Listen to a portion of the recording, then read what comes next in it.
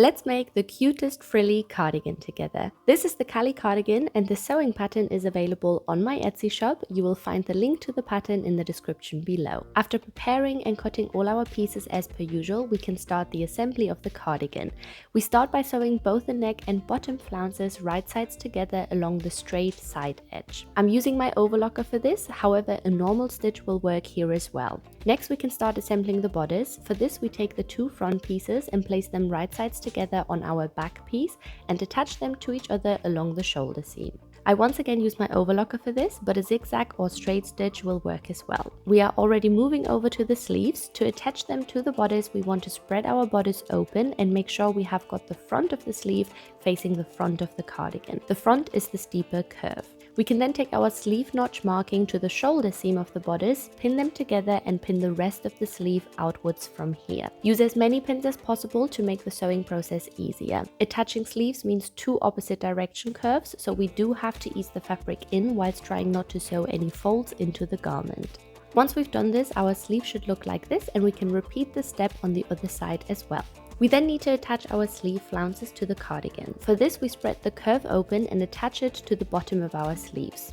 We do want to make sure that we use some form of stretchy stitch for this, as we need to get our wrists through this later on. Next we can close our side seams of the cardigan by folding the front pieces over the back piece right sides together, making sure we first of all align our armpit seams and then pin outwards from here.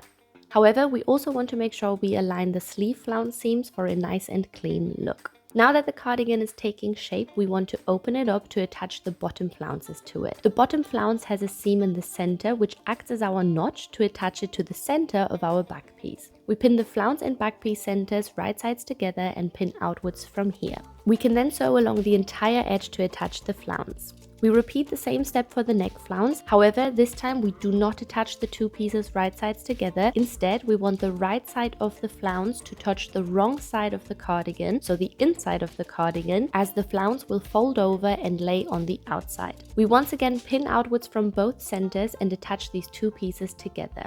Before we sew this, we also want to make sure that what we have pinned is actually symmetrical so that we get a nice and tidy look. We of course make sure that the bottom also matches up. Once again, I used my overlocker, but a normal straight stitch will work for this too.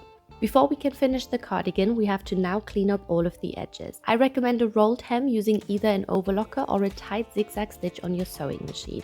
What I will not recommend is a folded or double folded hem, as we have many curved edges. I basically just run all my edges through my overlocker, creating the tiniest rolled hem, which prevents my fabric from fraying, but also doesn't take the lightness of the fabric, so it stays nice and flowy. Now that we have finished our edges, we can fold the neck flounce over and top stitch it down with a straight stitch on our sewing machine, basically encasing the seam inside the flounce itself. This will make sure that the flounce stays in place and always faces outwards and not inwards. The last thing we need to do is attach two sets of hook and eyes to the front of our cardigan.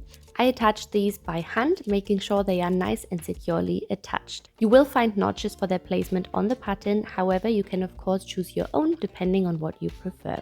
You could of course also be creative and attach ties or buttons or even a zipper. It just depends on what you'd like. And with that, we have finished the Cali cardigan and here is the final outcome. I know I sound like a broken record when I do these final outcome voiceovers, but this really is such a nice style.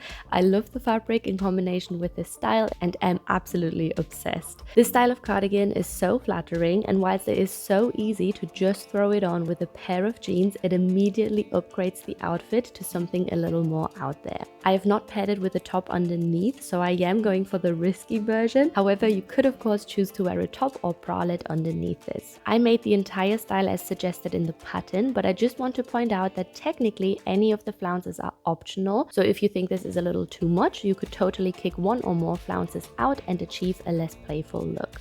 Anyways, I love it and hope you do too. If you have any questions, please feel free to share them in the comments below, and other than that, thank you so much for watching.